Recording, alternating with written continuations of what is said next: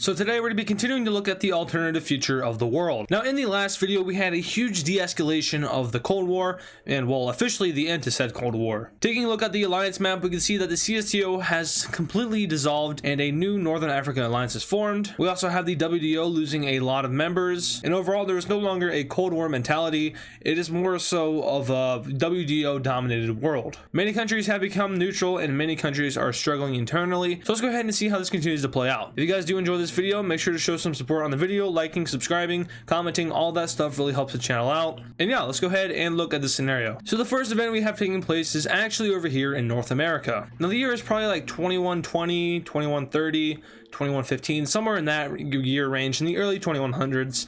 And the United States and Canada finally decide to unite together. Now in current days this isn't likely, however the incentive to do so is there. It just doesn't have enough support from both sides. Here we are 100 years in the future and people in both countries decided that uniting would be beneficial to both countries. And just like that, the United States and Canada formed together, creating possibly the largest country in the world. Also the most powerful and economically powerful, but that's kind of carried by the United States. So what would the name of this country be? Probably it would maybe stay the United States of America. It could be the United States of North America, but just for this video and for the future, I'm going to be calling it the United States. But yeah, Northern North America has just united, and overall, if we take a look at the alliance map, we can see that there's not that many countries remaining in North America. We have the United States, we have Mexico, the Central American states, and then we have Jamaica. All these islands are owned by the United States, and honestly, I don't remember what I said about these ones. I think I might have said that they're in the bottom of the ocean, which is most likely true. But if not, we can assume that they are American owned. Also, I just realized I apologize for the sound of someone doing lawn work outside. I'm really stupid and I just realized that that's happening. So I'm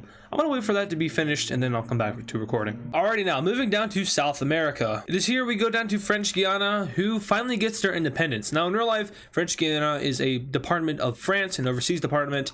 And honestly, I don't know too much about their independence movement. However, it's been 100 years. I'm sure they want it. So just like that, French Guiana gets its independence and officially leaves the WDO. But for now, they did not opt to join the Rio Pact, which every single South American country is in. And honestly, they really don't have a reason to do so. I mean, if they're attacked, then that's kind of crazy because I don't think anyone would want to attack French Guiana. I guess at this point, it would just be Guyana, but there's already a Guyana, so I don't know what French Guiana would be called. Also, I don't know the native name, but if you guys want to tell me the native name in the comments, just let me know. Also important to note, the United Central American states aren't in the Rio Pact or the WDO. I know on this map they all are, but the United country didn't really apply to join the Rio Pact, so Mexico and the Central American states are out of it. But anyway, now we go over to Africa, where we see a big event taking place in the south. We have South Africa declaring war on Namibia. Now Namibia used to be a part of South Africa until they broke away from South Africa shortly after South Africa got their independence. It's a confusing thing, but South Africa elected a nationalist who seeks to reunite all of South African lands. Sorry Botswana, but you get involved in this war. But from here we move up north and see that an interesting event takes place. We actually have Angola joining this war, and this itself is just because Angola wants to get land out of Namibia and possibly Botswana. And yeah, this kind of sets off a whole war in Southern Africa, because now we have the East African Federation joining.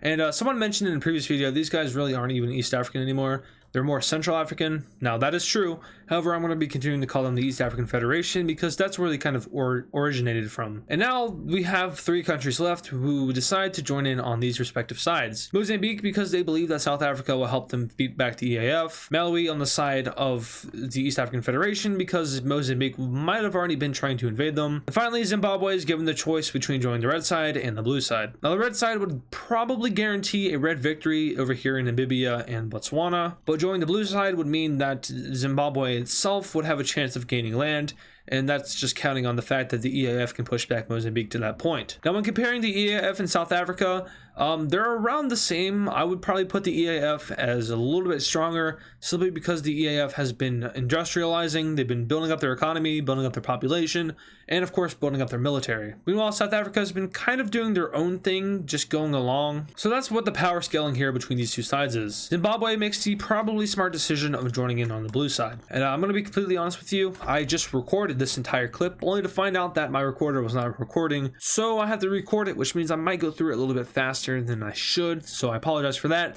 But for whatever reason, OBS decided that I didn't want to record anymore, and I lost all that footage. So anyway, with this war starting out, we immediately have South African troops pushing up into southern Namibia. From here, they start to line the border of Botswana and push in. Up north, we have Angolan troops pushing into Namibia, and then the East African Federation takes Angola's exclave. Followed by this, they push into the north of the country. Mozambique starts to invade Malawi, as well as Zimbabwe. The East African Federation then starts another campaign from the east of Angola, and with this, they complete a large encirclement of Angolan troops. This encirclement is taken, and this is a big blow to Angola. From here, the East African Federation pushes down the Angolan coast. Down south, we see South Africa continue to push up into Namibia. And from here, we have the broadened front line being connected as Mozambique and South Africa make a joint operation in Zimbabwe. The EAF invades northern Mozambique, and then we have Malawi getting invaded by Mozambique. The country eventually capitulates, which leads to the EAF troops pushing into northern Malawi and eventually creating a border front line with Mozambique itself. On the topic of that country, they then push over into the EAF. And I do apologize for repeating a lot of the same names here, but it's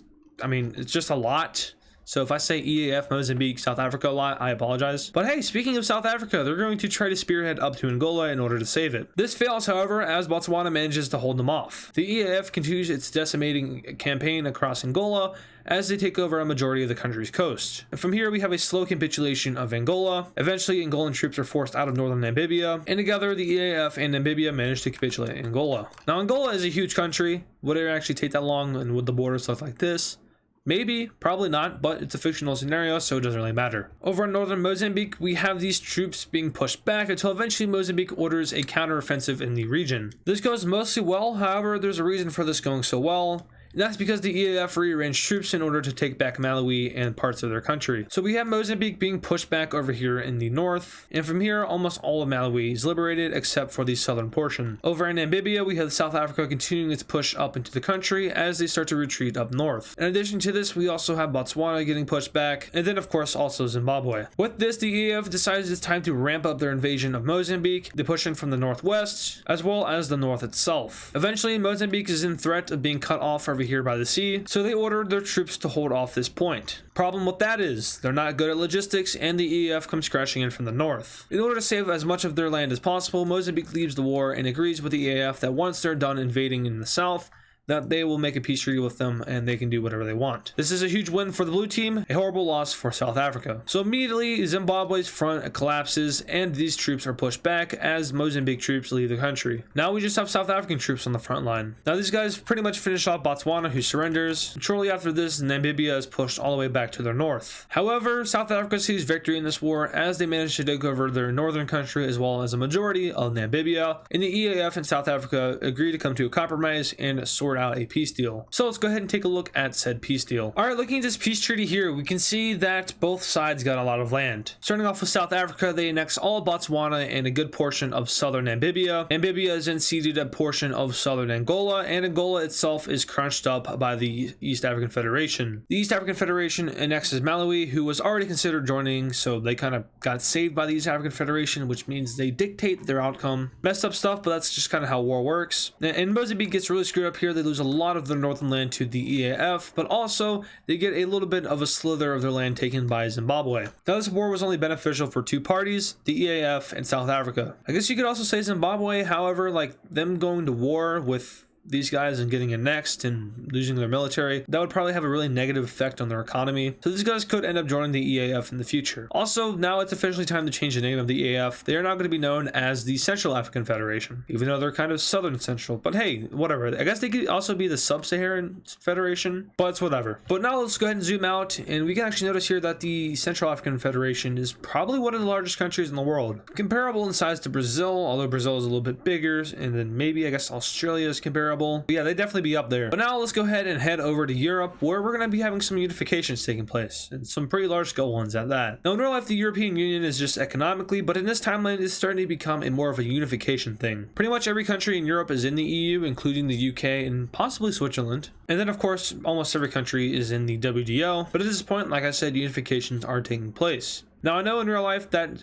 Germany and Austria are not allowed to unite together, but in this timeline, They say screw it, that treaty was hundreds of years ago, it's time to unite into one German country. There we go, we have some worrying tensions rising in Europe. Not really, this is a friendly unification. But like I said, there's going to be multiple unifications taking place. We have Portugal and Spain uniting into one country, creating the Iberian Union. Now this vote was passed very slimly. I'm going to go ahead and say it's like 55 to 45. The languages, they're kind of similar, but also not that similar. But at the same time, these guys have been in control of each other forever. So they finally decide to unite under Iberia. Andorra, who somehow still exists, joins in on this union. I'm also just going to go ahead and say that Monaco joined France, and San Marino and Vatican are still there. So Europe has become a little bit more unified. I'm not really sure which countries would actually want to give up their sovereignty and unite to another.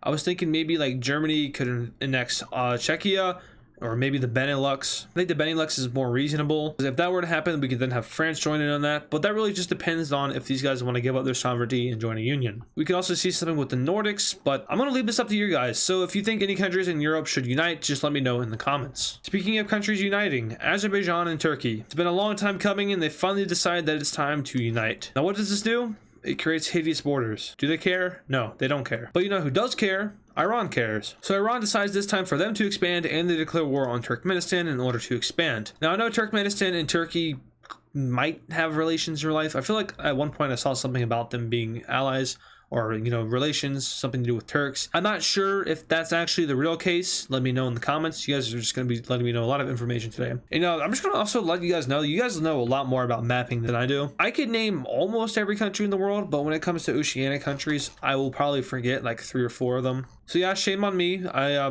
maybe not a full-fledged mapping nerd like all of you are. Hey, I just provide content. So yeah, if Turkmenistan is allied to Turkey, and if Turkey would declare war on Iran in this scenario, let me know so I can use that as future reference for videos. But just for the sake of this video, no one's going to be helping out poor old Turkmenistan here. Now, unfortunately for Turkmenistan, they don't have a lot of geography. A little hilly here in the south, but Iran just has mountains lining this border. So Iran takes advantage of this pretty flat area and just runs through Turkmenistan. They eventually cut it off into 2 areas. They invade the Caspian area, and then they split the country in 2. Iran continues to push up until eventually Turkmenistan surrenders. Looking at this treaty, Turkmenistan loses a lot of its southern land to Iran. Now, this is kind of hideous, and as you saw in the previous clip, I made something worse, so this is hopefully better. But Turkmenistan is left kind of weak, and they decide they want to unite with Uzbekistan. Now, in real life, I know Central Asia is a mess. There's a lot of ethnicities, and it's just kind of a big border mess explained by this hellhole over here. But, you know, maybe we've moved away from everyone hating each other, and maybe Turkmenistan and Uzbekistan can peacefully unite. And that's right,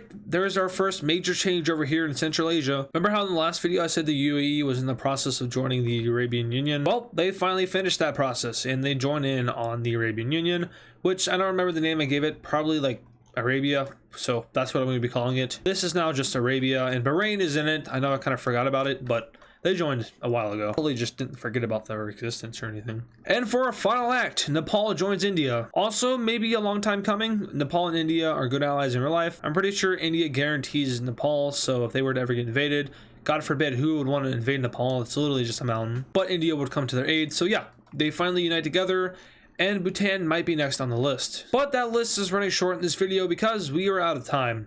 I'm out of time personally. If you guys did enjoy this video, make sure to leave a like on it and subscribe to the channel if you're new. I know I say this every video, and honestly, it's probably getting stale. You guys probably are getting tired of me saying it, but it's a pretty important reminder. Showing support on things you like to see just kind of continues the process. It works this way with TV shows, movies, anything like that. But yeah, showing support really helps out the channel. Not doing too well right now, but you know, it's just kind of one of those dead gaps. Happens all the times. I talked about it in the last video. So nothing I'm really worried about. However, I would like to get out of it as soon as possible because 100K is our goal by the end of the year. Once again, thank you guys for watching. Let me know your suggestions in the comments, and I'll see you guys in the next video.